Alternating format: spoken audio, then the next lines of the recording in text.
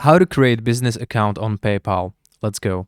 Instead of app, I'm going to use web version. So just simply log in and then click on these three horizontal lines, tap and hold on this widget, open a new tab. This will prevent to switching to the app.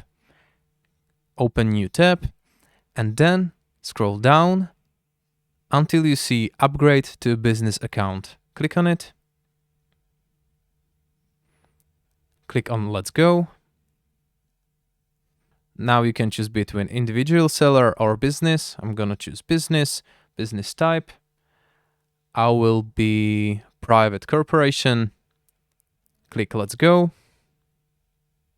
Now we can convert personal account or create a new business account. I'm going to create a new business account. Click let's go. Then just simply put here your name.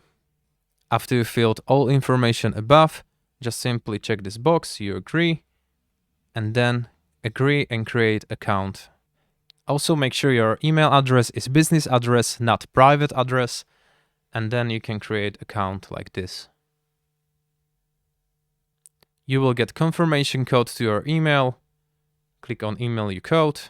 That's simply put here your code, and that's it. This is how can you create a business account.